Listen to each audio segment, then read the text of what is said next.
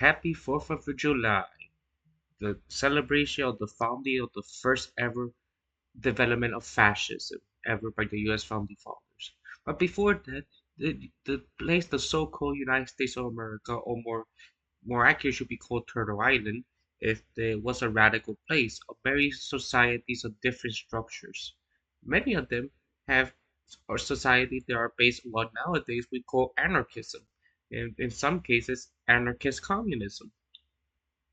If they, for example, the Mohawk, if the people, if they develop, if they're non-hierarchical societies, they don't need concepts like money and monetary gain.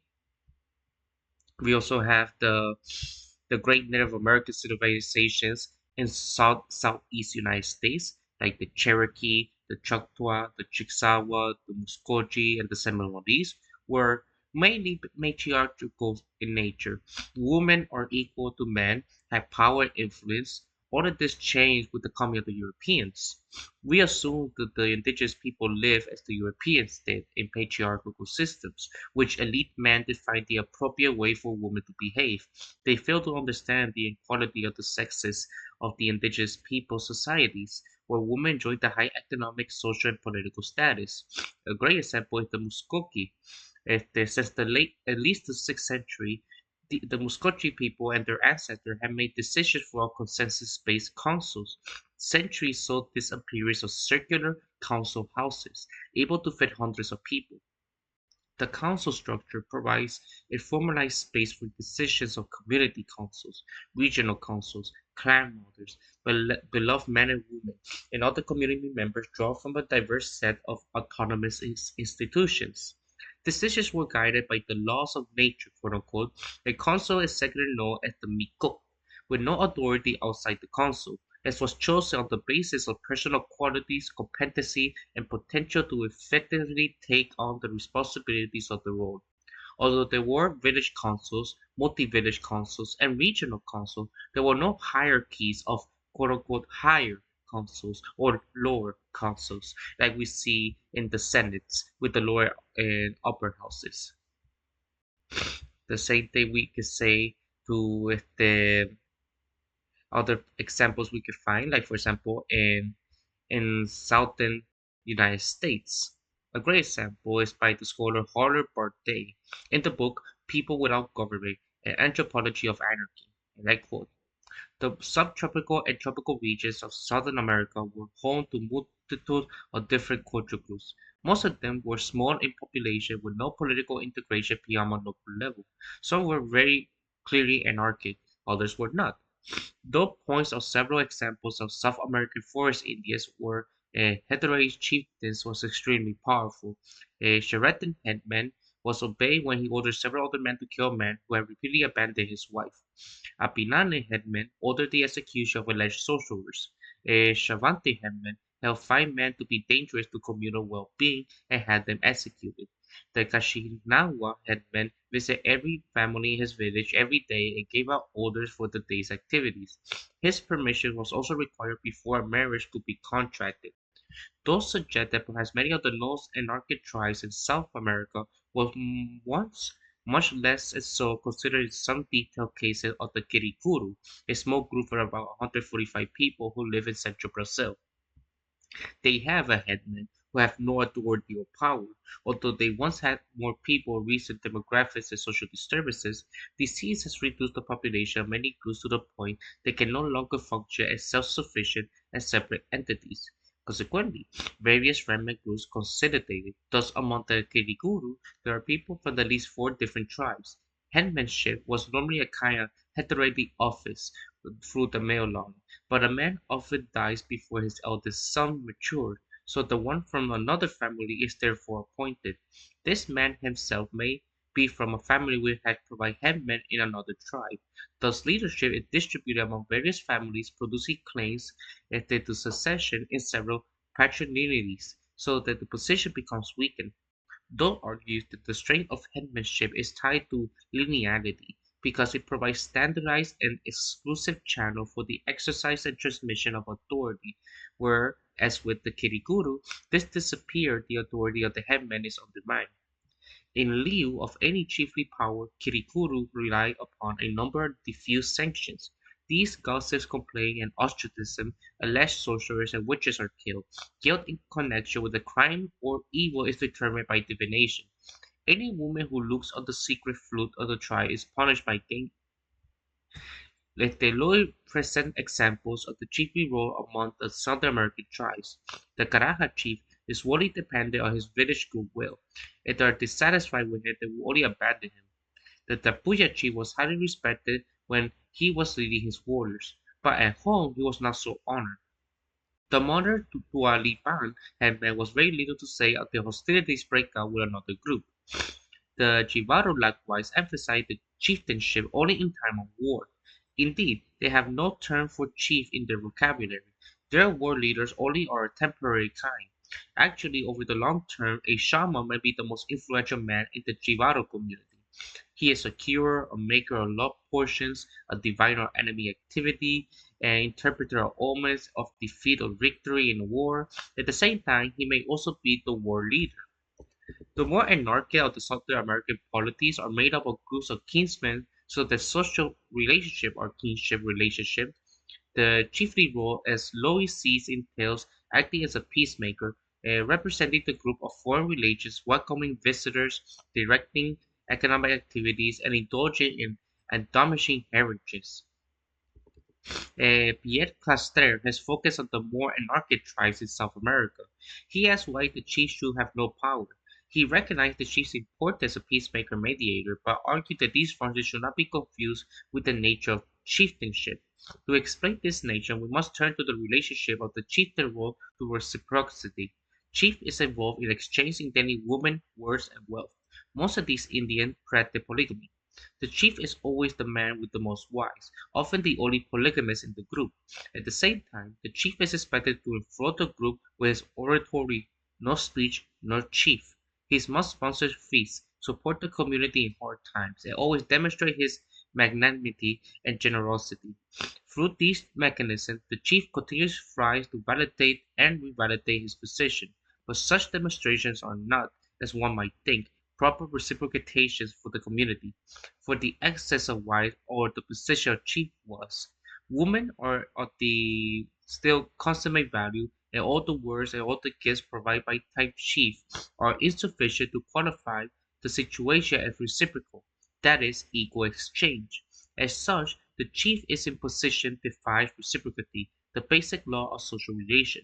Such an asymmetrical relationship is identified with power, and that in turn with nature. In opposition to them stand the reciprocity. Social and culture, people in these society realize this conflict and the contradiction of the fundamental social law. See power as enjoying a privileged position. It is therefore dangerous and need of restraint. In fact, power should be made impotent. The final synthesis in this dialectic is paradoxical. The chief's most unreciprocal acquisition of multiple wives puts him in a condition of perpetual indebtedness to his people, so that he must become their servants. Castra's argument is both plausible and logical, yet reason and logical law are clearly insufficient ground for accepting a theory for more empirical minded. Castra's explanation, like all the structural explanations, seems strangely detached from the solid earth. The use of hard evidence to demonstrate the theory is lacking. We are given no idea what the individuals involved may think, but then the structuralists argue that these things are superficial appearances, not the world in reality, the deep underlying structure. Structuralism, like Freudian psychoanalysis or Jungian psychoanalysis, and to a lesser extent Marxism, suffer from the problem of testability. A scientific hypothesis or theory should be so constructed that it's falsifiable.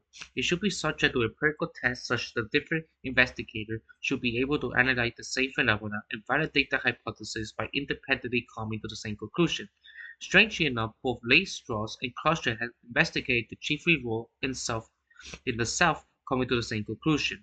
If they, according to structuralist principles, but have apparently reached different conclusions about the details. In contrast, Kloster's Strauss offers the usual conservative explanation that a true reciprocal relationship is involved. Castro correctly expressed concern about the ethnocentrism inherent in much political anthropology and the cultural evolutionary doctrine. He also calls for the attention of the oppositional tension between reciprocal and leadership. And we see examples throughout the Americas, not just the United States. In fact, we see examples that the only native indigenous population that was never successfully conquered by European or other outsiders were non-hierarchical societies. For example, in the Caribbean, the Cuban Taínos were non-hierarchical society, and they were the only ones that were never successfully conquered. In South America, the Mapuche people was a non-hierarchical society as well in his structure, and they were also the only one that were never successfully conquered. And we also had the Pihara people in the Amazon who were not only anarchists in the sense they don't have hierarchical structure, and their chieftain, their power is extremely limited, but they're also atheists. They have no concept of gods and pacifism, where violence is not the norm in their society. And also, the only Native American tribe in the United States that was never successfully conquered was the Seminoles people of Florida. And we gotta talk about it right now. Este, they are mixed. The modern day Seminoles were developed with a mix of African maroon communities from very early times, perhaps from the beginning. The word Seminole comes from the Creek word Seminole, which means fugitive. Seminoles were traditionally matriarchal and matrilocal, as Kevin Gibbons McGowan includes them among the Southern North American people who were quote unquote matriarchal society where woman is equal to man had power and influence. Alliance of Seminole Indians and African Maroon communities, or often called Black Seminoles, in Florida fought together against the United States government, first in 1817 to 18 and again to 35 to 42. These wars marked a partial defeat for the U.S., the powerful nation-state who could not uproot all the Seminoles from the swamps of Florida, where some Seminoles remain to this day. However, the Indians and African resistance during the Second Seminole War cost the U.S. some $20 to $40 million, which was 80 times what the Congress had authorized the Army to spend cleaning out all the indigenous communities at the east of the Mississippi. The Second Seminole War is often overlooked in African American history. Although it is rarely considered in such terms, the war can be seen as the country's largest ever slave revolt, but had the most successful one as well. After all, hundreds of slaves escaped from plantations to join the Indians and Maroons and war, and were able to secure their freedom by migrating west with the Indians at the war's end. Their approach to decision-making was traditionally organized into matrilineal clans, where each clan consisted of about 35 to 100 people in Florida and 78 to 107 in Oklahoma. Clans confederate into matrilineal meiotis, with the anthropologist Grant Urban described as strongly egalitarian. At the annual Green Corn Dance on Court Day, all men gather together at the meeting chaired by the shaman and his assistant, who formed sort of government official. At the meeting, all males were encouraged to speak on any matter considered by the opinion of the shaman, council members, and the concert and the older members of each clan present seemed to carry most weight. The black Seminoles they appear to have lived in non-coarse villages in Florida, meaning that some people carried disproportionate influence. Terence Wake explained that these leaders lacked coarse authority, and I quote, around 1818, Captain Hugh Young, U.S. military engineer, described Needles Town, an African Seminole settlement in the Suwannee River. Young concluded that leaders at the town ruled only through the respect and affection of his peers. Young's comments suggest that it may be hard for a Pilakikaha leader to impose authoritarian rule over residents, as many had escaped slavery to be free of violence and coercion. 19th century maps allude to mulatto goes down, suggesting female and perhaps biracial leadership exists in some locations. End quote. In their economics, the men hunt, raided plantations, raised livestock, and trade while women farmed and gathered food. Agriculture was communal in nature, and crops include nuts, beans, melons, and pumpkins. Black and indigenous Seminolese people made their own baskets, canoes, utensils, and pottery. Although some Seminole chiefs held black slaves, Kenneth Butler writes that the Floridians, black Seminoles, generally had no obligation to the indigenous Seminoles except for paying a minimal tribute in return for protection from slave raiders. Porter said that the relationship between black and Indians might be described as primitive democratic feudalism, with basically no personal inequality between the two groups. End quote. Every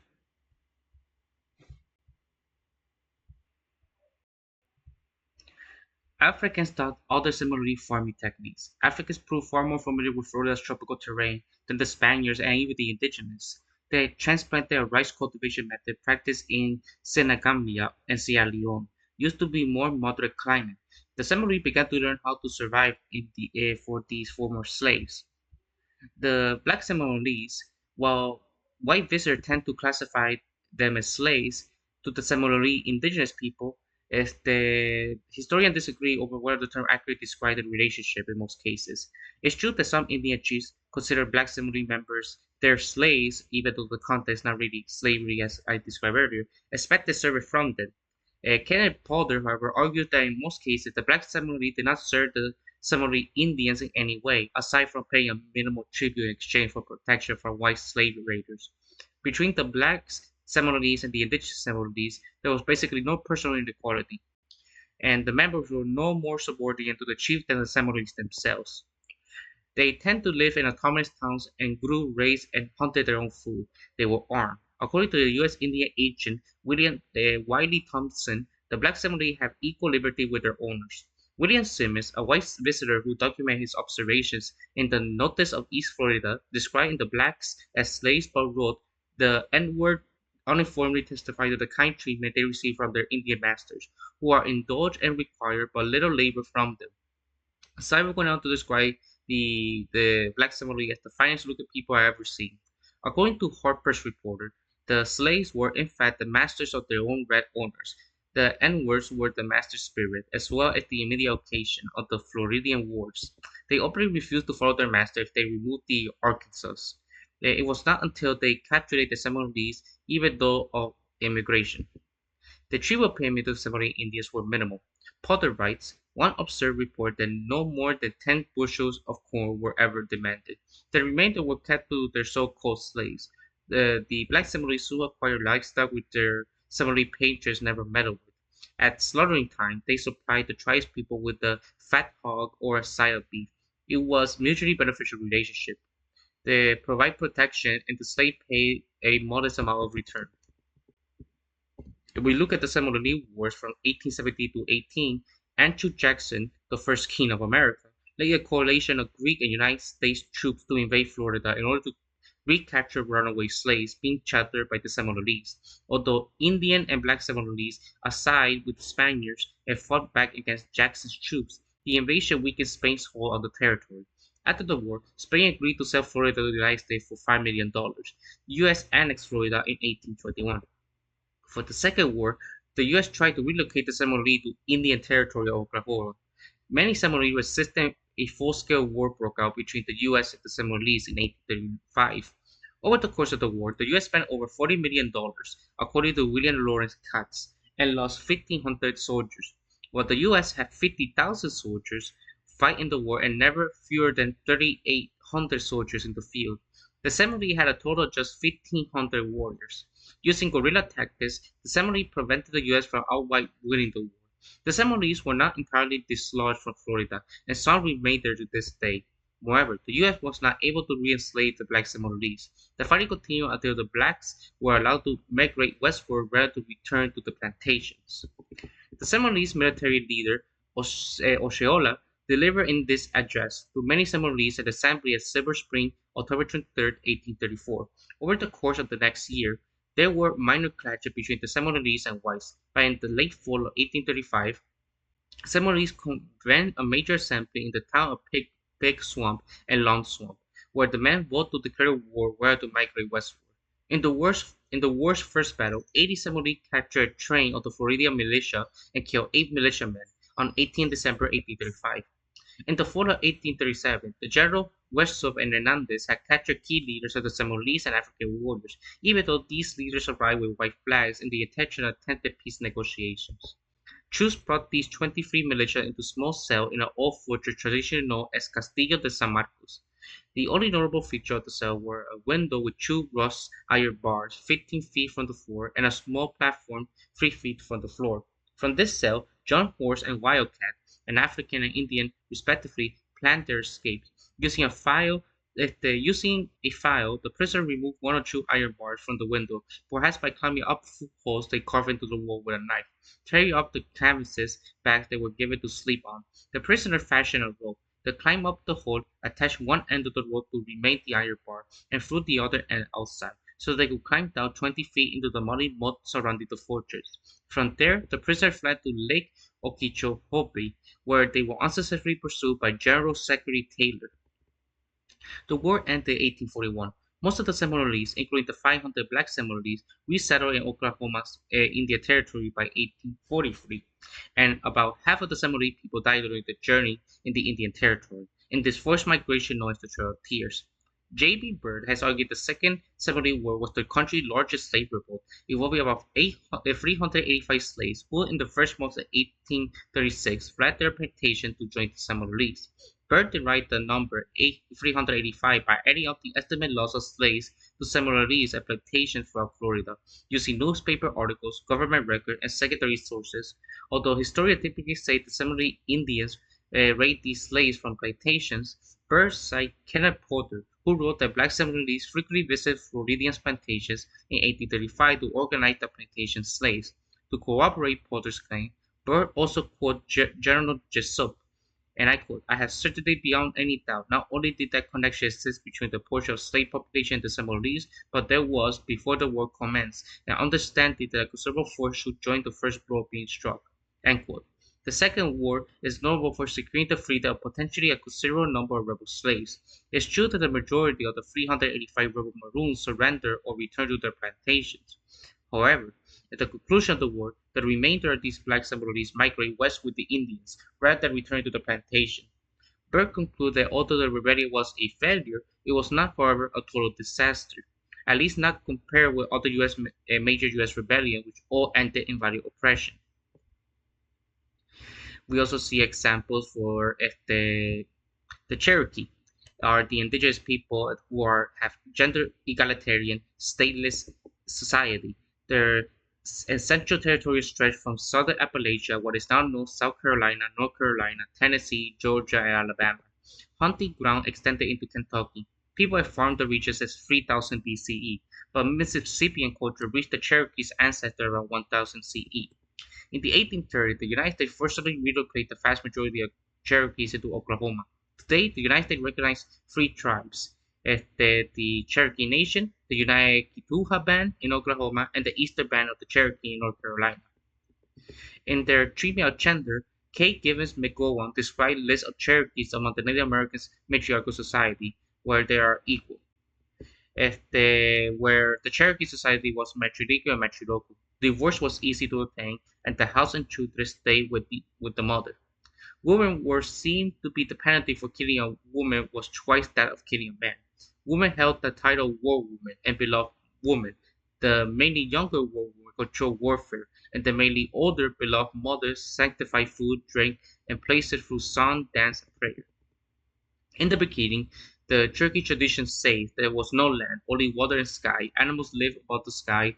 Water beetle ventured into the water and found soft mud, who butt the mud into the surface of the water, and the mud grew as it began to dry. Eventually, the mud formed land, and the animals descended to make their homes there. They sent the buzzard to check if the mud was dry. The buzzard flew over the drying earth as it got tired of its wings stuck the ground, forming the Appalachian Mountains and valleys. The Cherokee had gender divisions of labor, with women doing most of the farming and gathering, and men doing the hunting.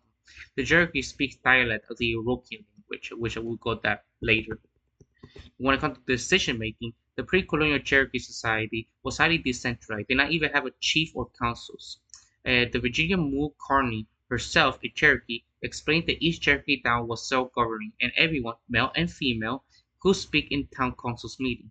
In the 19th century, the Cherokee adopted a centralized government in order to prevent young warriors from raiding the southern frontier and provoking retribution of innocent Cherokees.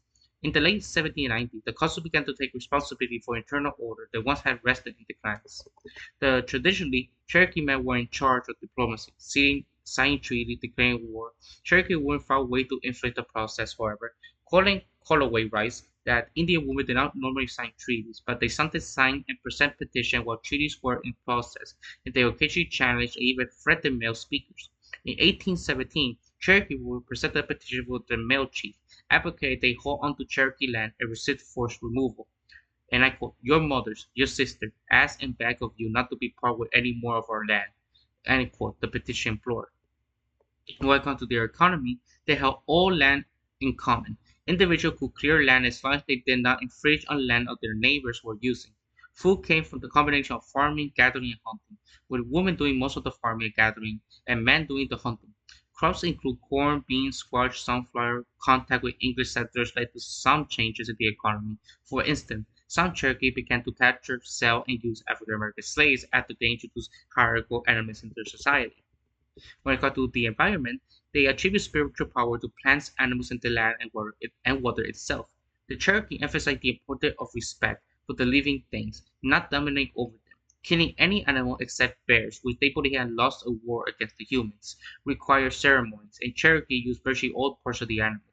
They alter their environment considerably yet respectfully, clearing forests to build villages and grow crops, and burning underbushes to create foraging habitat for deer and to allow hunters to see better. In 1760, the Cherokee began their own guerrilla war against the Allies, the English, during the American Revolution in Virginia and Carolina.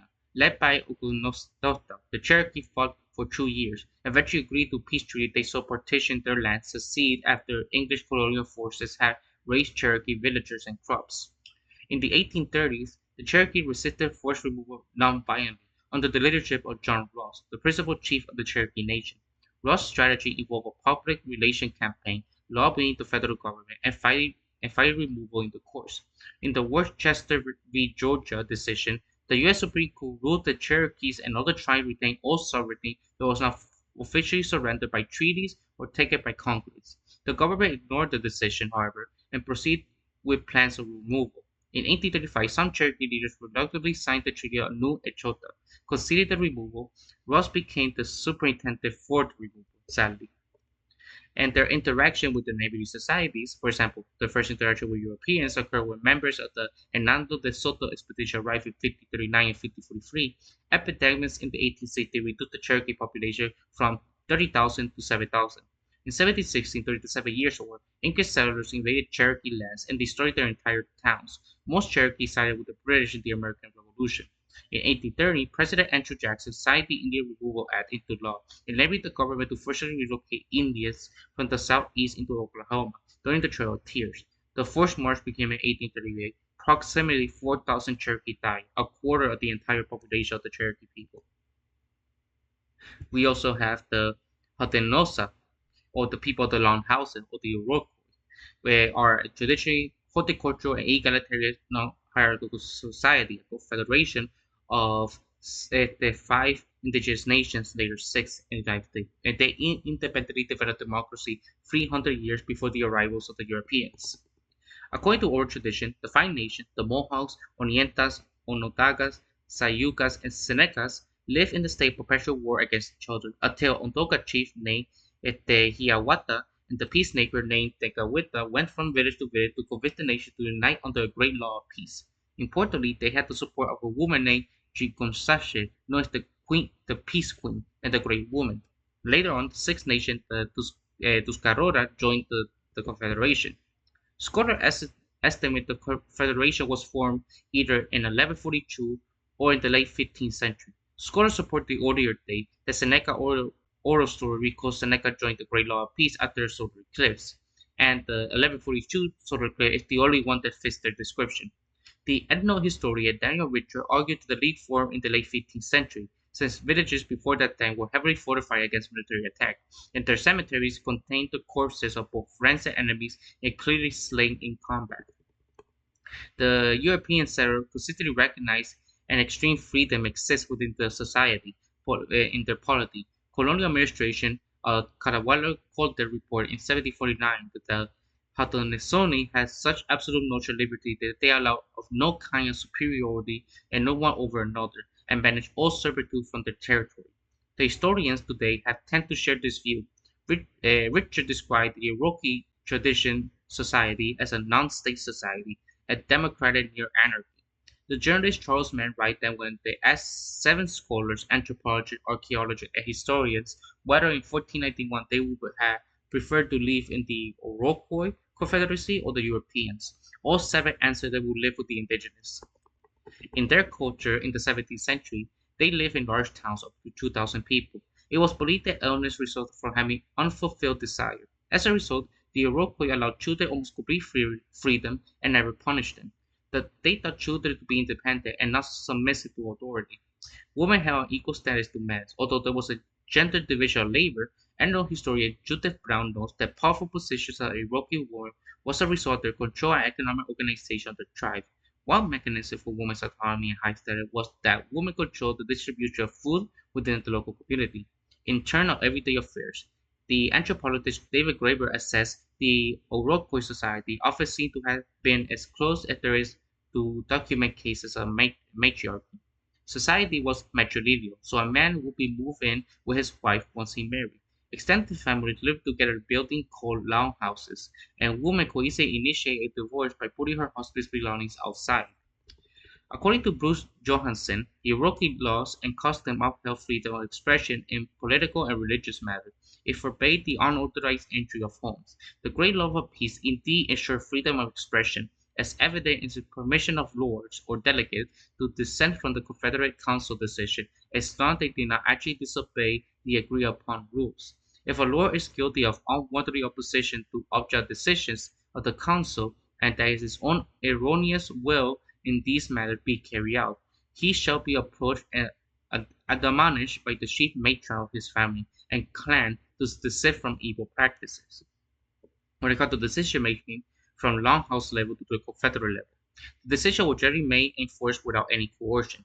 Those elected by the women to be headmen were expected to use persuasion and gift giving rather than violence to win people over. As one 17th century Mohawk explained, we had no foreseen rules or laws among us. Richard summarized that the Iroquois had a non-state society with democratic system, with a culture based on shared belief in the idea of consensus. So they independently developed consensus democracy.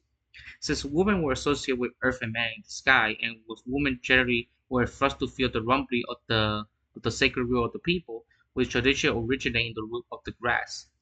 At the most local level, the longhouse and council comprised entirely of women-made decisions. Longhouses joined together into villages, and villages into nations. Councils at the village and national levels were made for both men and women. At the league level, only men made decisions, but women's council could veto decisions they didn't like. So women had more power in local affairs, and men had more power in the league level. Council members were elected from a pool of possible heirs. They held no coercive power and received no significant material rewards. The councils made decisions by consensus. When a village did not reach a consensus, the council tried to facilitate discussion to reach some compromise. In extreme cases where consensus was not possible, the village was split into two villages. Members of the council were expected to be extremely patient and slow to anger. When it comes to the economy, it's based on gift giving and use rights, basically anarcho-communism with a gift economy. Abandoned land was free for anyone to take, but people could only own as much as they could personally use. In times of shortages, everything was communally owned.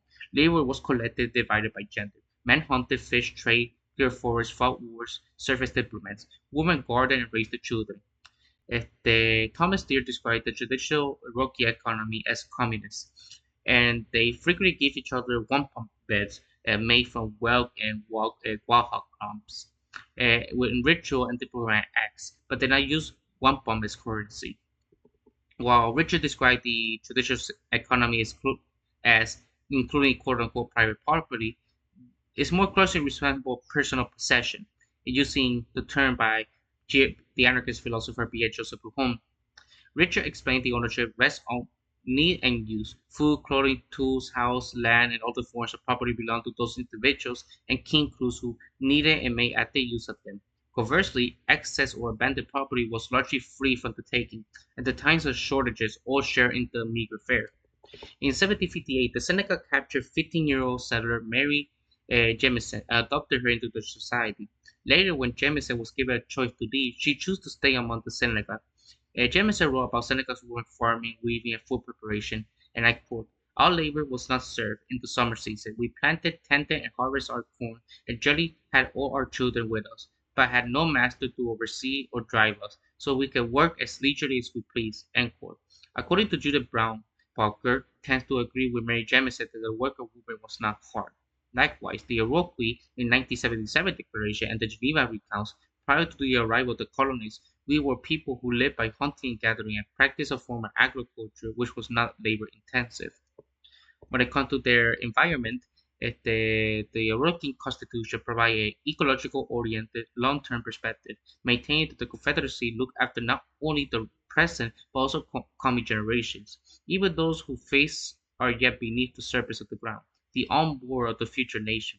Council meetings began with offering thanks to the earth where men dwell, the streams of water, the pools, the springs, the lakes, the maize and the fruits, and the medical herbs and trees, to the forest, to the forestry, to their usefulness, to the animals to serve as food, to get their pelts for clothing, to the great winds, to lesser winds, to the thunderous, to the sun, the mighty warrior to the moon, to the messenger of the Creator who revealed his wishes, and to the great Creator who dwells in the heavens above, to give all things useful to man, who is the source of the ruler, health, and life.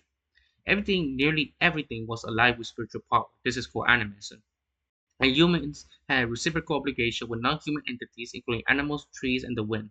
If humans fulfill their obligation, the animals will offer flesh for meat, and trees will offer themselves for wood. If humans did not provide the proper ceremony, thanking their non-human surroundings, then the result would be hunger, sickness, injury, or death. Women, as the daughters of Mother Earth, were entrusted to make their decisions regarding as the children and the land of Mother Earth.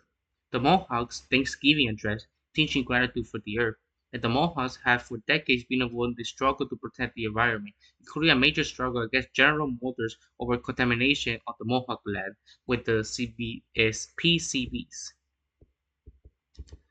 And historian Barbara Alice remarked the League's lengthy success in holding on European colonization, and I quote, "The intense resistance by the Iroquois spared their lakes, plains, southwestern, northwestern coasts 300 years worth of additional suffering."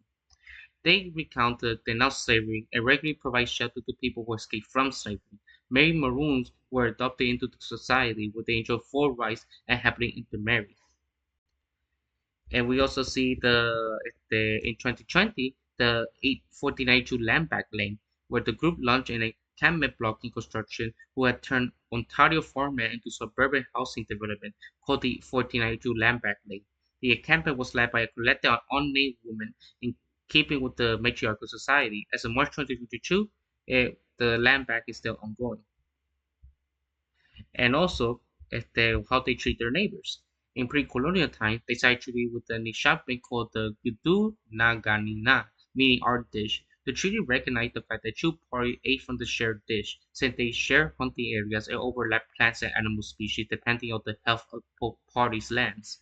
The treaty said that neither party could abuse the land space, and Nishabe and the Iroquois delegate were required to regularly gather for meetings and rituals. In the 17th century, they waged war against the Wenta people that the anarchist philosopher Dwight Bookchin described as genocidal. Stephen Alter responded, the conflict is better understood as civil war or political unification among the Iroquois speakers. The result was far from genocide of their opponents. Rather, it was a political unification amongst northern Iroquois people under the Iroquois Confederation. We also have the Hopi people, the indigenous agricultural people in Arizona, with the traditional egalitarian power sharing and gender equality and suffrage. In 1960, there were about 3,500 Hopi people and 300 per village. They belong to the Pueblo people of southwestern United States.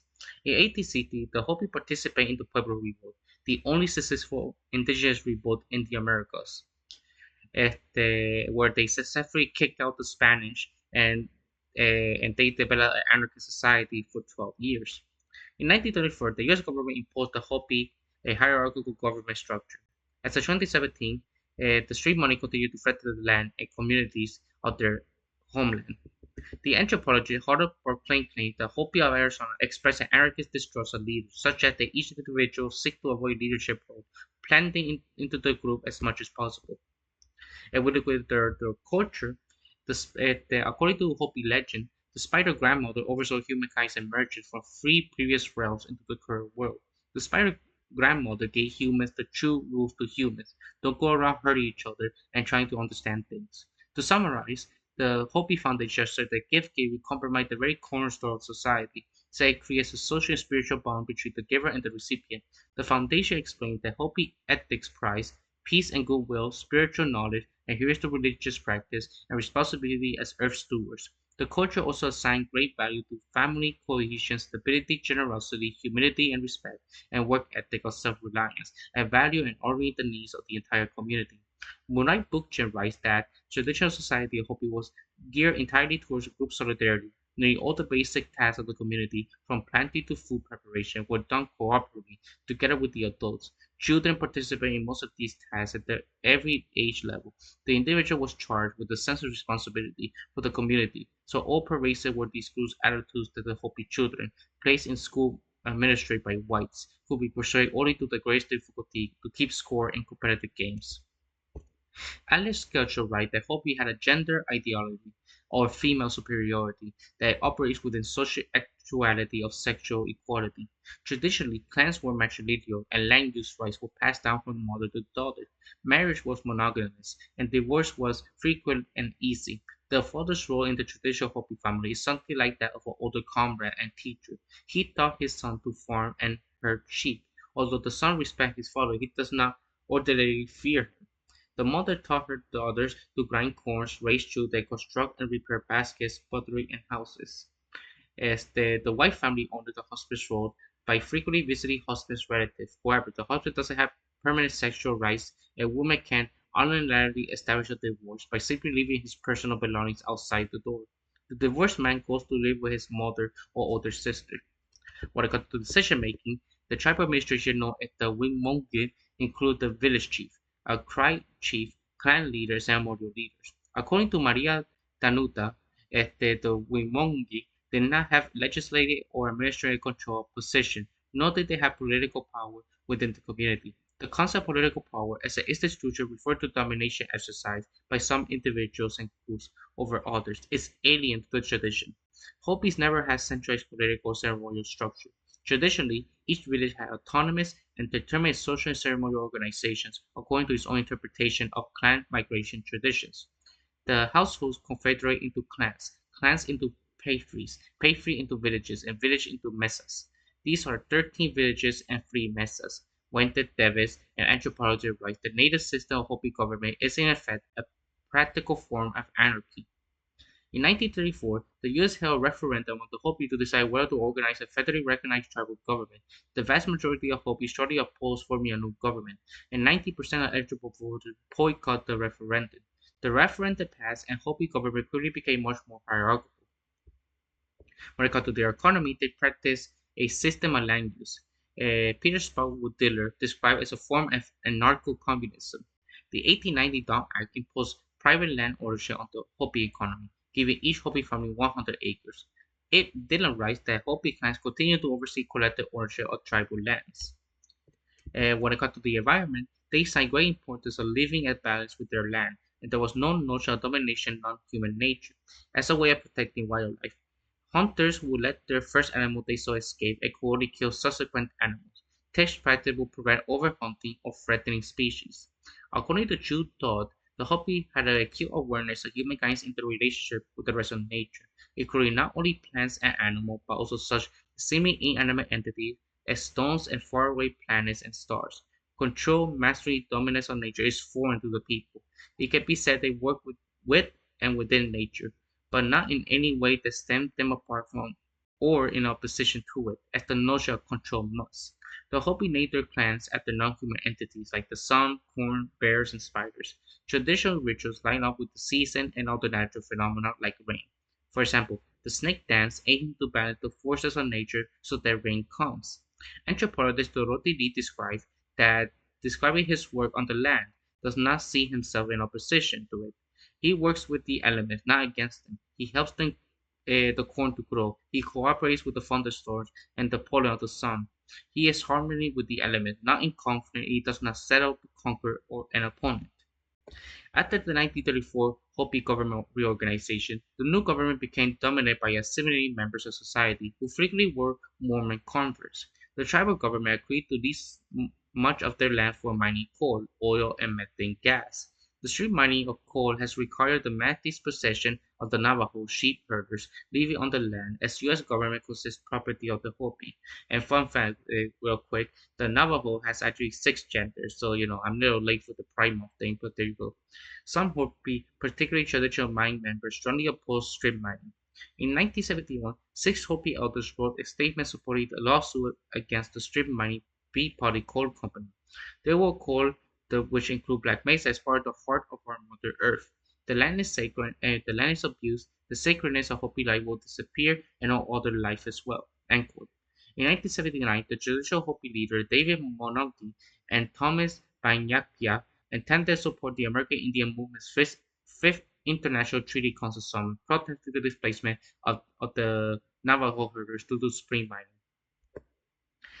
And if we look at the Pueblo Revolt, they participated in the 1680s decentralized Pueblo Revolt that showed the Spanish colonizer all of the Pueblo territory until 1692. The Nuevo Pueblo medicine man, Pope, has spent 5 years building alliances across the Pueblo towns that had never before united in warfare. By 1680, his vision of a pan-Pueblo confederate materialized as Indians planned devastating drought and disease of the bruised Spanish colonizers' ban on indigenous religious rituals. The alliance united some 17,000 pueblos who reside in over 24 towns and spoke at least 6 languages. Lacking or perhaps forging the militaristic discipline of the Spanish, Pueblo warriors organized a decentralized resistance, coordinated by messages running from town to town, with strings and knots representing the number of days until the revolt. Rising up in August, the Pueblo militant captured Santa Fe and cut off settlers' water supply. After 9 days, the Spanish retreated southward, bewildered by the scale and success of the uprising. When Pope took power, however, he urged established centralized authority over the former autonomous Pueblo towns. The historian Robert Silverberg called this centralization the most alien concept the Spanish had brought. As Pueblo governor, Pope moved into Spanish governors' former palaces, and he enslaved Puebloan people who had refused to join his rebellion, and he enslaved Pueblos who disobeyed him.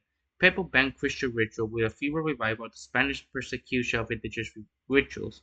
As dry disease persisted, the Pueblo population quickly grew disenchanted with the new regime. Some may seem to think they had been under the Spaniards. One of those pueblos was named Juan, a 28-year-old, and provided confession of cert to Spanish priests in 1861. He complained that Pope banned Christianity and said that many people felt the Spanish must come and gain the kingdom of New Mexico. When the Spanish finally did reconquer the territory in 1692, the encounter very little resisted, as the ruler Pope had destroyed the fragile confederation who had previously helped establish among the Puebloans. And this is the danger of hierarchical society. Once you establish hierarchy, no matter how revolutionary, becomes counter-revolutionary. Look at the Marxists during the Soviet War from 1970 to 1991. Or we can also look at the Inuit people, the indigenous residents in North American Arctic. As Hardy Barlow describes, and I quote, they both terms of their adaptation hard life of the far north is participate in an egalitarian social system. Such a group among Inuit have been referred to as tribe by some observers, but the term designates a particular geographical group which share a common cultural language. It has no political significance. Traditionally, Inuit form a local communities or band which some cases consider a few thousand members, and in other 10 times that number. Each band there is at least one outstanding individual, usually one person whom the other recognizes as first among equals. Burke Smith reported that among the central Eskimos of the northern Canadian mainland, this person is called Isumatak. He who thinks, the implication being he who thinks for the others. But one might also summarize that title imply that person is considered the most intelligent of the group. In any case, the important basis for leadership is demonstrated in ability by activity necessary for survival in this climate. At the hunting, provision of food and shelter, shrewdness and astuteness, Spencer described the North Alaskan Inuit says that one of the recognizable leaders of the community could be a man of wealth, that is a big boat owner. Yet this man also achieved his position by knowledge and skill in exploiting the local environment. Aside from such secular leadership, shamans are an important element in the politics of the Inuit people, as well as the religion. A shaman may be a respected hunter, but his power derives from his special relation with the supernatural forces. The shaman is a curer, a diviner, conjurer, magician, leader in religious ceremony. The Inuit shaman is believed to have power to ascend into the heavens and descend into the underground to control weather and other natural phenomena.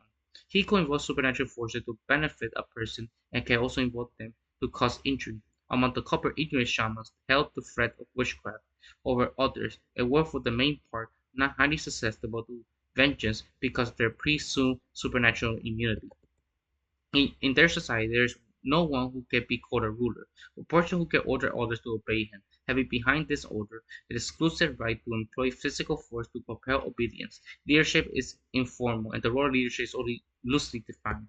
The commands of the leader can be ignored with impunity, but this could be dangerous, especially in connection with the maneuverist shaman. In community, major issues are openly discussed in informal gatherings. Consensus regarding a course of action may result usually being approval of the suggestion made by influential men. However, if unanimity of opinion is not forthcoming, the disagreeing party may merely go their own way. To the potential pitfalls of the system, which there is no formal leadership where anarchy prevails, as we have noted, a shaman can assert considerable power by inducing fear of his supernatural powers, and this is why religion is also evil, not just hierarchy in general. That we can enhance his position, although he could not thereby enhance his prestige. Dama said that they were more feared than respected, as related problem will arise in Inuit society is the man who chose to reject community morality and assert his personal strength in acquiring whatever he wanted. Often such men are able to run roughouse over others in community, but inevitably must ultimately come to violent demise themselves. They might dispatch by a revenge killing, or a villaging pageant a number of men, sometimes the offender's relative, who plan the execution. A less permanent solution is to drive the individual out of the group. In any case, some more of diffuse sections is only means employed to overcome such threats. All forms of leadership, including that of shaman, are achieved statuses in Inuit society. As one earns status, so one might also lose it. Loss of position could come with the appearance of what is recognized as better leader, hunter or shaman, or as a result of the failure of the shamanic powers. Alleged wrongdoers could be ostracized in some cases, driven out of villages. As we have already mentioned in extreme cases, they might be killed. Gossip and argument are effective techniques for lesser offenses. Occasionally, a severe crime might go entirely unpunished. Ordinarily, the kinsmen of a murdered man sought revenge and feels in the limited sort not be able, even frequently settle dispute through competitive trials between opponents, with the audience decide who is victorious and therefore winner in dispute. The two disputes might therefore engage in wrestling matches, or they might compete with one another in composing songs, which, among other things, attempt to outdo each other in insults. Imagine epic rap battles of history. There you go. Shamans contest with each other by demonstrating their marvelous power in grand spectacles, which could be in highlight of an otherwise dreary and dark winter. And Indian woman could not be considered fully equal to man, yet she has liberty and influence which exceed that of women in most other societies. It is sometimes argued that high position of Indian women result from the crucial role in the economy. As adult male Indian require assistance in maintaining a household, he cannot survive without the adult female fulfilling her role. So necessary a woman to the household that if a man is unable to find a single woman to take as his wife, he may even indulge in polyandry, as many women who already has a husband. It's true that it's difficult land, such as the art, that one who is expect to cooperate interdependence or a family group will have greater significance than it might be under less severe conditions. Thus, the economic importance of the woman's role elevate her status in such a society. On the other hand, among hunters and gatherers elsewhere, women are known to provide over 50% of food supply and their gathering activities, in addition to fulfilling other crucial economic roles in society. Yet these women do not have the freedom or equality of their Inuit counterparts. The Australian Aboriginals are in case in point, if the Inuit may well award women more equality of freedom in part because of their important economic role, but in fact the position of these women derive mostly from an emphasis upon self-reliance, which instilled in every Inuit. A self-reliant person must be given a greater degree of freedom. This emphasis also, I think, helps explain why children in Inuit society are treated as distinct persons with specific inalienable rights. In contrast, many other people see children as best as mere extension of the person of their father. Again, in the environment of the Inuit, cooperative activity is crucial, but self-reliance, learning to get along on your own, is mandatory if one is to survive in these conditions. We also had the Okitisakowin people, or the Seven Council Fires. It's a confederation of the Lakota, Dakota, and Nakota speaking people. Their traditional social structure is egalitarian consensus based. Their traditional land, much is uncertain, include much of what is now North Dakota, South Dakota, Minnesota, and Nebraska. They have been formed from many decolonial and land defense struggles, including the Red Cloud Wars, Alcatraz occupation, American Indian Movement, the 2007 Lakota Declaration of Independence, and the Stanley Rock Uprising.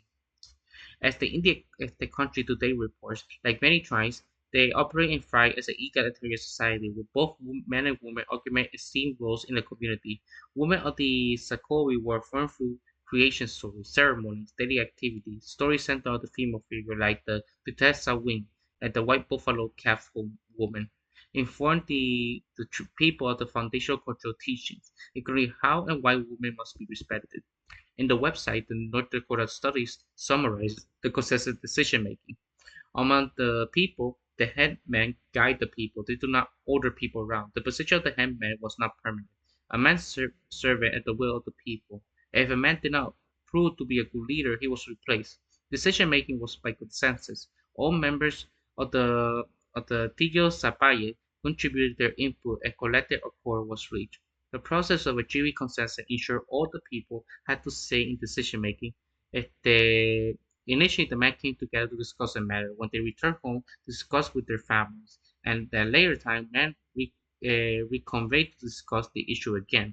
Although women did not constantly attend councils meetings, their ideas and input were solicited and represented, and their pattern would repeat until everyone was agreed upon the direction that has to be taken. The same that we can see the Blackfoot people, the Blackfoot Confederacy of four indigenous nations, the Peikan, North Peikan, Pikinu, the Kaina, and the Siksika. Traditionally, these people were nomadic gathering hunting people who followed their prominent game, the bison. Members are currently concentrated in Montana and Alberta. The tribe members would describe the origins of the common name Blackfoot. Before the house arrived in 1730, French fur trader observed indigenous people who had walked through prairie fire, called them Penwa, the French word for Blackfoot, after observing the blackened bottom of their moccasins. A third identification originated from our ancient association with the buffalo, whose hooves are black. We are the people of the buffalo, the Blackfoot people. That's one way to explain their origin story. In their culture, they base their societies around the ecosystem, especially on the bison. Bison live in cohesive community with respected individual autonomy, whose leadership was fluid, non-coercive, inclusive of all genders, learning from their non-human neighbors. They established a freedom-respected society. The buffalo are acknowledged for teaching on directly or indirectly by community, while individuals were free to live their own life way without the interference of others. Individuals were also obligated and responsible for both their relations and the nation. Like the buffalo, they were tied together by professions of kinship.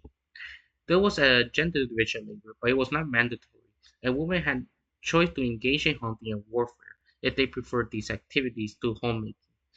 Within the home, women had no obligation to obey men. On the subject of traditional gender roles, the Indian Country Media Network interviewed women study professor Susan Weber. Men took over the education of young boys, teaching them about hunters and aggressive warriors, she said. But women had a choice. They could learn the task of homemaking or they could go to war with the men.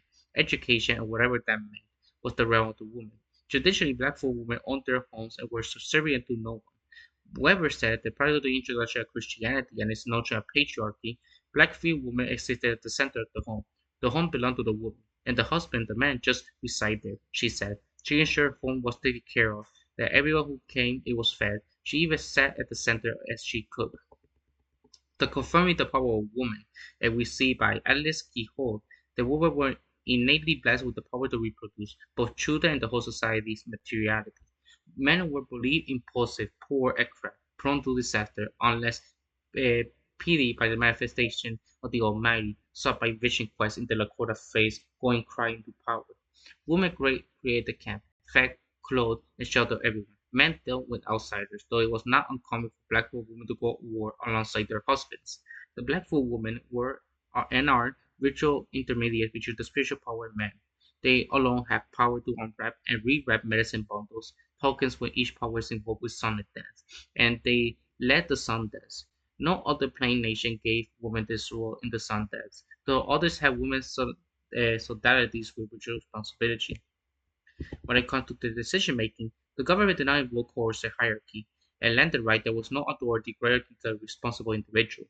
Facilitate group decision making and measure decisions through three main organizational structures: clans, society, and bundles. The clans were local political entity, and the clan leaders, the chiefs, play an administrative role in implementing decision and meeting everyday needs. The leadership rely on an example of persuasion rather than coercion. Each society plays a significant administration or decision-making role modeled after animals from the ecosystem. For example, the Bumblebee Society gave social assistance and stun or call out and everyone who acted harmfully toward others. The Dog Society provided defenses and expected members to be generous and loving yet fiercely loyal. The holders of bundles, a secret item, also play a particular government role. The holders of the Thunder Medicine Pipe Bundle use traditional knowledge in order to settle disputes among band members. The Beaver Medicine Bundle contains over 600 songs, and dance represent animals in the territory. People who leave it in their leader turn out to be coercive. The decisions were made with everyone in mind, including children and the elderly. In the economy, they traditionally have what anthropologist Ruth Benedict called high synergy economy, meaning there was a individual advantage to cooperate with the community rather than compete. Communities honor those who share, and frequent redistribution prevent the permanent acquisition of private wealth. Those who became wealthy over the course of a year would give away virtually all their wealth at the annual sun dance ceremony. The humanist psychologist Abraham Maslow attended a sun dance and recalled how the noted black man gave away nearly all his possessions, such as food, blankets, and Pepsi Cola cases, to those in need. After colonists introduced the horse, Blackfoot developed a rudimentary social class. Certain families considered themselves of higher status, training their children to exercise leadership. Well dressed, they were absolved from daily drudgery, such as families maintained their relative economic advantage by lending horses to others, receiving in return the share of hunted, raided, and harvest produce. When it comes to the environment, model much of their entire society on non-human surroundings, and lived sustainably until European colonization. They kept band size were kept small enough to be enable to the survival of all species. Sun and dance taught people about different animals and plant species. The beaver was considered a especially sacred animal because of his role in orchestrating allocation of water. They hunted bison without depleting the animal, destroying his habitat. As tribal members recounted, the Blackfeet territory had more buffalo per square mile than anywhere, with the abundance of cold, Sprighton glacial water from the Earth's backbone, coupled with the cyclical arrival of warm tropical winds, they evolved in high-protein species of fiscal grass. This grass supported the rich buffalo ecosystem in North America. The Blackfeet diet consists of 80% fresh meat, with adults consuming 5 to 7 pounds per day. Blackfeet consider buffalo real food. When it comes to the Trima neighboring society, the Piega, the members, were the only indigenous people to engage in violent clashes with the expedition Meriwether Lewis and William Clark.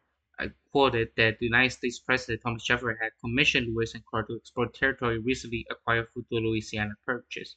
In 1806, about 30 Piegas encountered Lewis and three companions. The settlers had separated from the Merritt Party on the return visit in order to scout the Two Medicine River Valley in present-day Montana.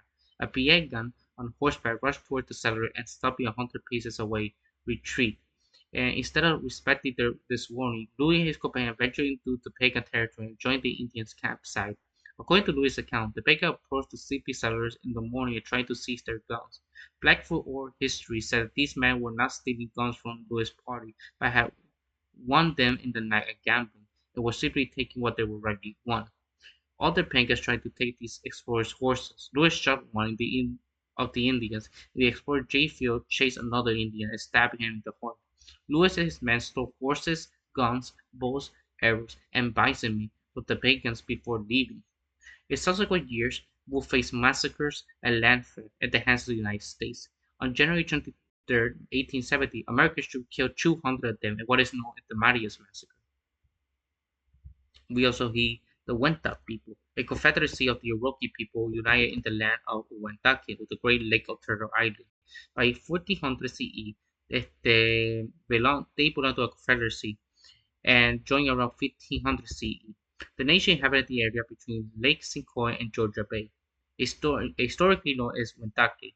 Delegates from the Wenta people established the Wenta Confederacy in 1999, signed with their mother's blood by Wentonian Nation Oklahoma and the Kansas. Este, and traditionally, their social struggle is egalitarian and arguably matriarchal, but it was mostly non-hierarchical in nature.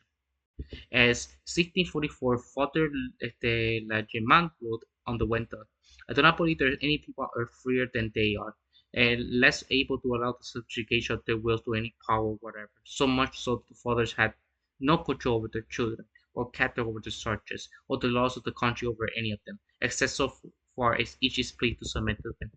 17th-century French diplomat Louis Armand de Long the Grand Baron de la Hontan used the word anarchy to describe their society. He recalled that Wenta explained to him, "We are born free and united brother, each as much great lord as the other, while you are all slaves of one sole man.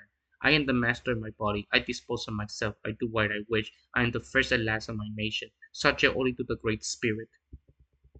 When it comes to the organization, they use matrilineal clan system with 8 clan names after animals: turtle, wolf, bear, beaver, deer, hog, porcupine, and snake. Status, property, and clan membership were inherited through the woman's line. Each person in the clan, regardless of their nation or village, was considered related, required people to marry outside their clan. When it comes to council structure, had a multi-level government system based on village, tribe, and confederacy. At the village level, several chiefs represent different clans with various statuses, like civil or war chief.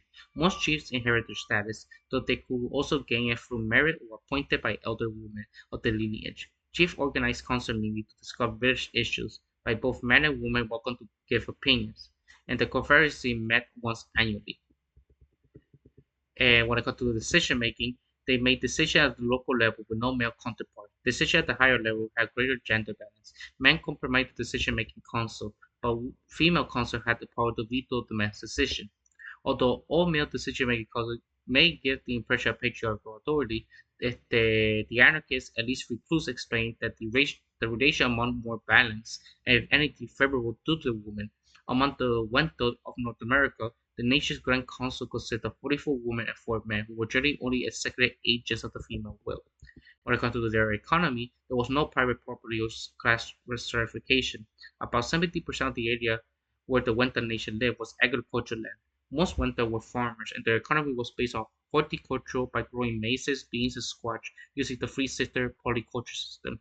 Despite living near the north they lived in, where agriculture was feasible and having less fertile soil than regions of the south and west, they produced agriculture surplus for trading with nearby non-agricultural people. Because of the Wenta and other Native Americans who did not plow their land, their soil retained more organic matter and produced higher yields of maize than early Euro-American farms in North America. We also had the Wintu people in North Carolina, who are sedentary foragers who live in network egalitarian villages. They made decisions by consensus with facilitated headwomen or headmen. They live in mainly at peace with neighboring people, including the Hokan speakers such as Diana.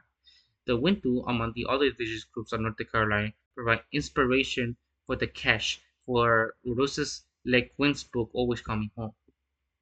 In their culture, they had described pre-colonial Wintu society as free from social classes or complicated hierarchies. Despite the assistance of chief or headmen, difference between headmen and others were minimal.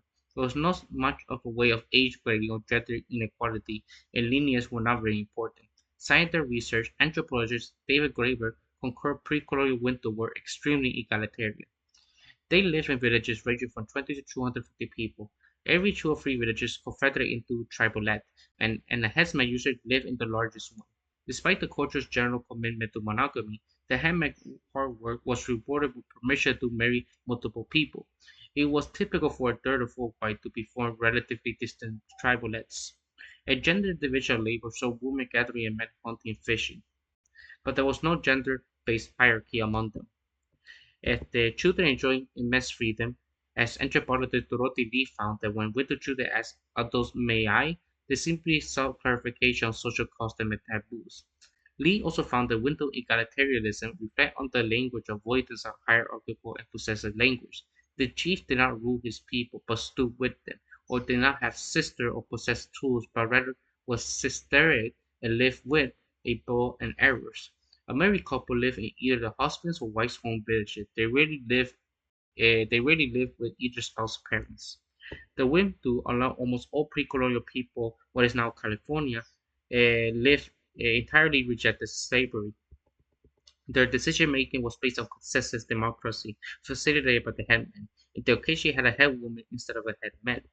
When it got to their economy, they gathered food mainly acorns and fishing and hunting. The only crop they traditionally planted was tobacco, and they stored dried salmon and dried venison to eat during the winter, and they made tools from stone, bone, and wood. The winter trade with neighbors in roughly 250-kilometer area. When the Tripoli had a surplus of food, the headmen sent runners to invite other Tripoli to celebration, often lasting several days, including feasts, dances, and ceremony, and brought goods such as shelled bees and went home with the extra food. And when it comes to their environment, they skewed cutting down trees and only used dead wood for fuel. A female widow elder Dorothy, the white people never cared for land or deer or bear. When we Indians kill meat, we eat it all up. When we dig roots, we make little holes. When we burn grass for grasshopper, we don't ruin things. We shake down acorns and pine nuts. We don't chop down trees. We only use dead wood. But the white people blow up the ground, pull up the trees, kill everything. The tree says, "Don't. I am sore. Don't hurt me." But they chop it down and cut it off. The spirit of the land hates them. And when it comes to the extreme of their neighborhood society, war was not waged by large number, nor more than a few individuals killed. Warfare was not a frequent or specialized practice. Jason, Don, and Mark concluded the pre-colonial widow were part of relatively egalitarian network of intersocial relations. Since they possessed salmon powder, a more storable source of protein than neighboring society had enjoyed an edge in trading.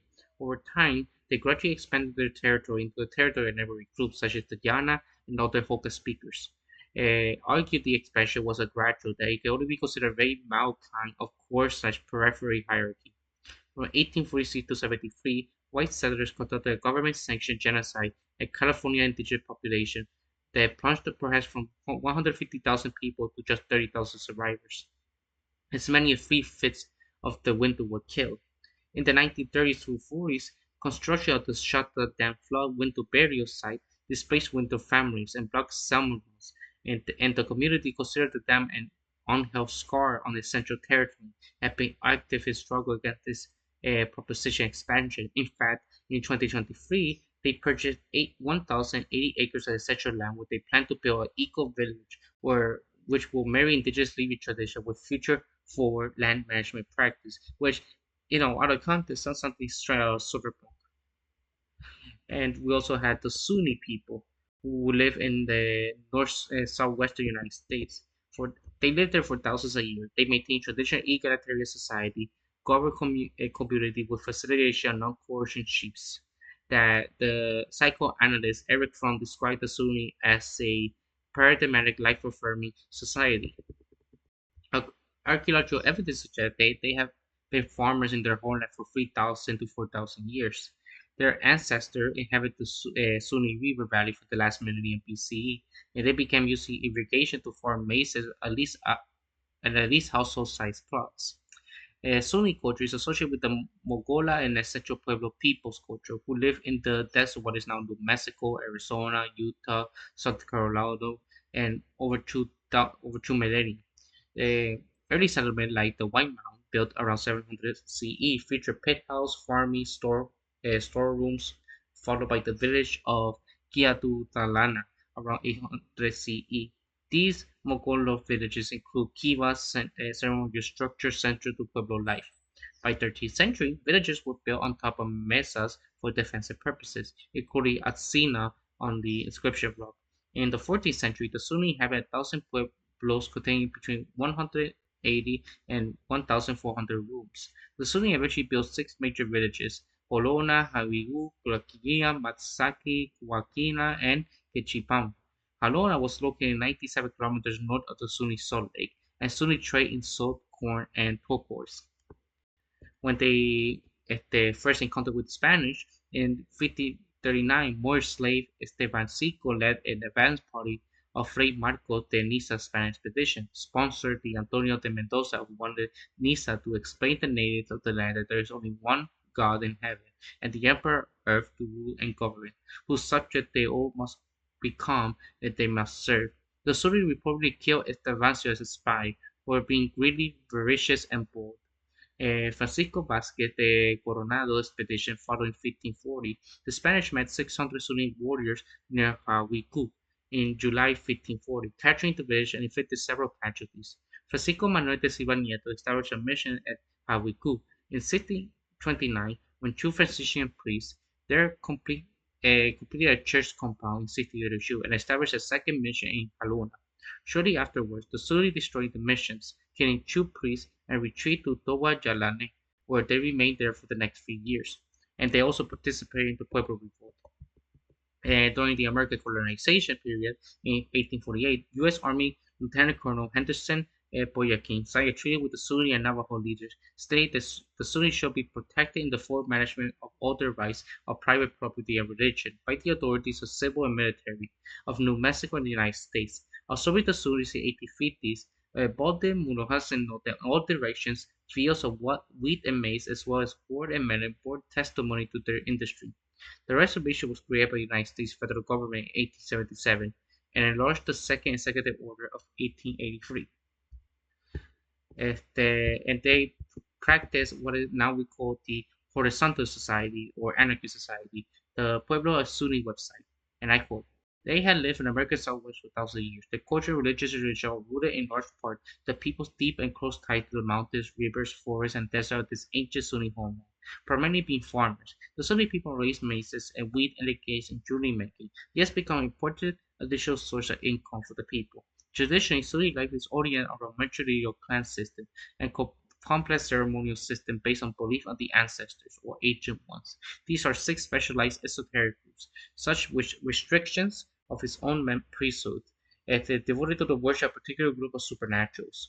During the well-known Shalaka festival, held in early winter, dancers represented the carry of their rain deities come to bless new home. One way the Sunni people express these cultural traditions is through their art, in painting, poetry, jewelry, and fetish carving, for example. These things have significant meaning, and to the Sunni, serve to help unite the past with the present. So on the one hand, Sunni art is material record of the past. When it comes to relationships of gender, the man and woman were equal. The Sunni have been matrilineal and matrilocal. In the tribes of the Southwest, for instance, extended families, large clans were based on women whose husband came to live with their family. It was assumed that a woman owned the house, and the fields belonged to the clans, and the woman had equal right to what was produced. A woman was more secure because she was with her own family, and she could divorce the man when she wanted to, keeping their property. They also recognized that their gender, called the Ihamana, was assigned male at birth and adopted female characteristics. They dressed as a woman before women's crafts such as weaving and potting, but also had the physical strength to fulfill certain male-oriented pursuits such as hunting big game and cutting firewood. And when it comes to decision making, each Bolton wrote in 1909, their government they are free, for although they have petty captains, they obey them badly in very few things. Easy Parson reported in 1933 that sheets were merely the first among equals. Based on such accounts, anthropologists conclude whether hierarchies existed were far from the coercion kind. The priesthood included the priest, lord above and below, and prickly, the above priest, determined the religious calendar. A religious society was associated with each of the six kivas, and each boy was initiated into one of these societies. When it comes to their economy, they live in irrigated agriculture and raise livestock. The means of production, including land, game, plants, fish, tools, and knowledge, were held in common. There was no class stratification, and therefore economic inequality was not large enough to turn into coercive authority. Gradually, the Sunni farmed less and turned to sheep and cattle herding as a means of economic development. Their success as desert agri-economy was due to the careful management and conservation of resources, as well as a complex system of community support. Sales of pottery and traditional arts have provided major source of income for the people. We also had the Pequot people, who lived what we now call southern New England.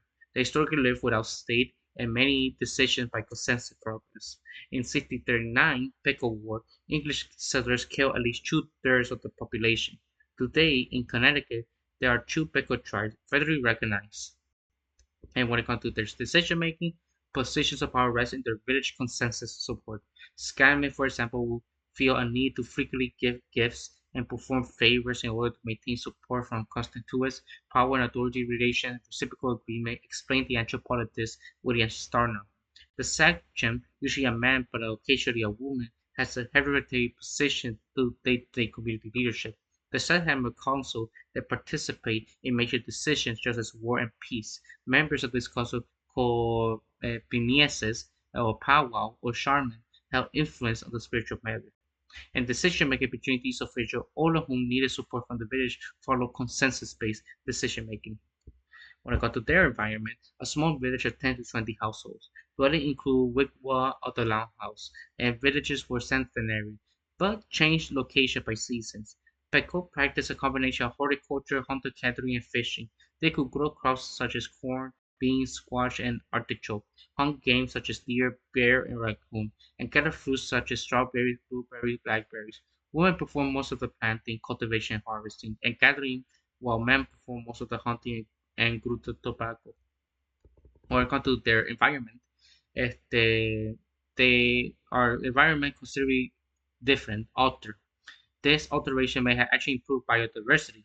Indians would burn down parts of the forest to create fields for farming and to rescue these fields for 8 to 10 years. While European settlers of the region planted monoculture farms, Indians planted dense entangled corn, bean, and squash, which preserved the soil moisture, discouraged weed, yield more food than the settler farms did. The region's Indians also set fire to large areas of forest in order to clear underbrush.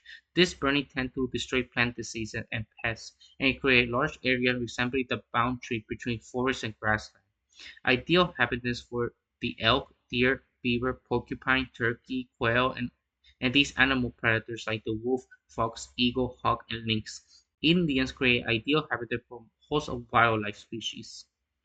When it comes to neighboring societies, these autonomous villages will band together to form a multi-village alliance in order to negotiate with European settlers, and they accept tribute from other Indian nations. Este, and sadly, they were massacred by fucking Europeans, as nothing new over there. We also had the Quinnipiac, or the Long Waterland, refers to the part of the land belonging to Algonquian-speaking indigenous people who British called themselves the Quinnipiac. Research suggests they once lived in all of Connecticut and parts of eastern New York and Long Island, where English settlers arrived in 1638. They document their residency in what we now call Connecticut towns in New Haven, North Haven, Guilford, and Brantford. Archaeologists found human artifacts in New Haven to date back about 6000 BCE, and the rise of segment in Quinico societies in late woodland period, which is 1000 to 1500 CE, the same time that the adoption of maize agriculture. The information about these people of the Confederacy Tribal Council can be found in their websites. In their culture, each, the Quinipica nuclear family traditionally live in wigwam, typically about 8 feet high and 60 feet long, something the family shared the house with other relatives. Women did most of the farming, child raising, meal preparation. Divorce was easy. Women commonly left abusive husbands. From a young age, children were encouraged to be independent and assist the elderly. Men did most of the hunting and fishing, though.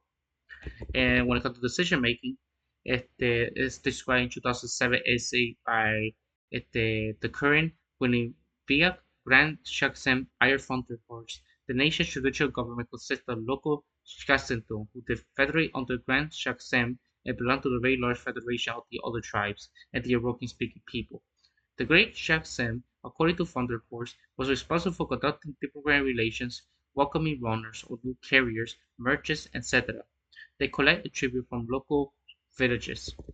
At the village level, the Longhouse chief elect a council stump chief, and the Longhouse chief inherit his or her position, while stump chief did not. The stump chief were elderly and well-respected community members. According to Thunderhorse, their duties include operations that outline summer fishing camps, one-pump bands, and processing, collecting, and drying foods, and harvesting commodities.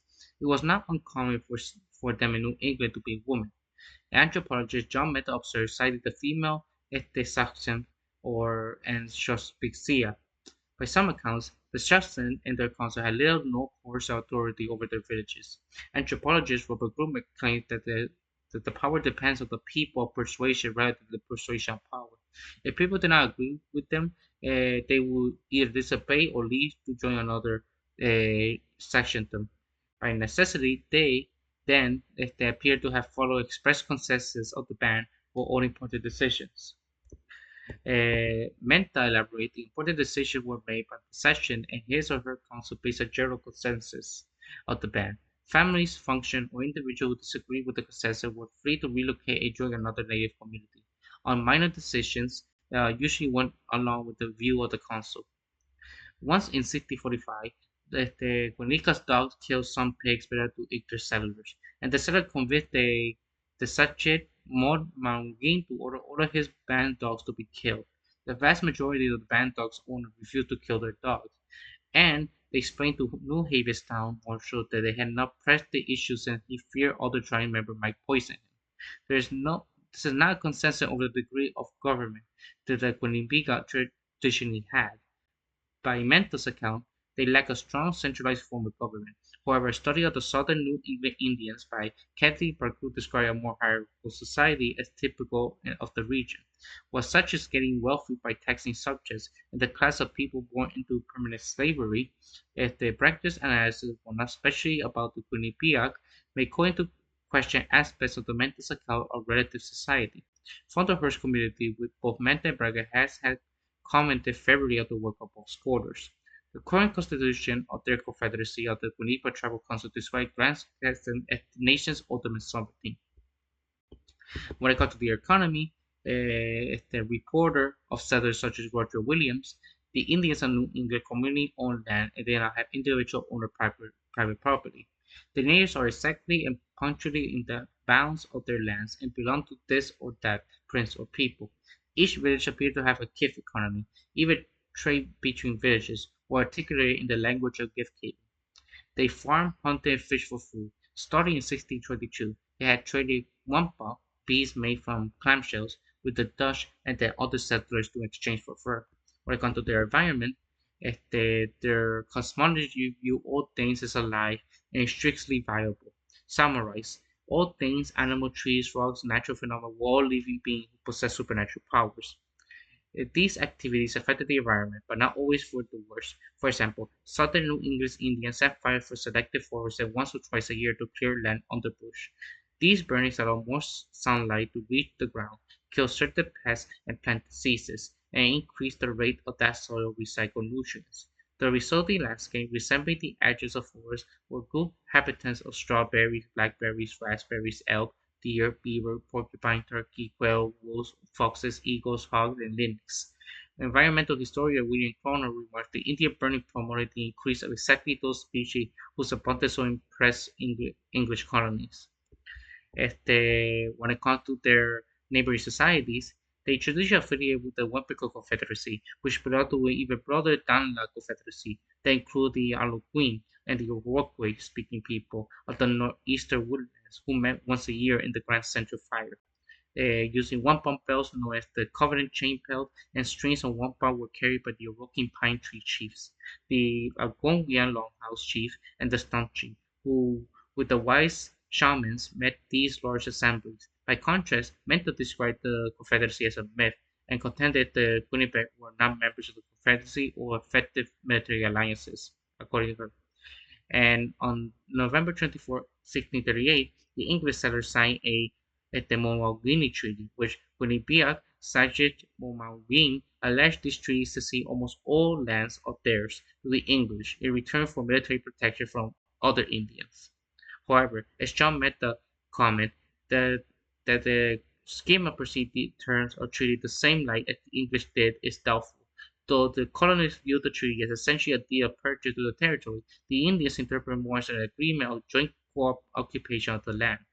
They refer to the English settler-long campaign of dispossession and converting India as the trial of heartache. And you see all these examples that will influence the American Revolution and the American Constitution. In fact, when the American Revolution founded, the Pennsylvania and the Massachusetts developed a more anarchist society and more inspired by Thomas Paine's approach to government, until the founding fathers themselves were against it because they believed in proto-fascism. And the Shades Rebellion was the closest we got to a truly anarchist society developed. And this is the 4th of July, you had landed. America was at the beginning, by the indigenous people, a non-hierarchical society, and the American Revolution almost achieved that in Pennsylvania, Massachusetts, and the Shays Rebellion. Always remember your roots and must embrace the revolution in our hierarchical society, no matter it goes.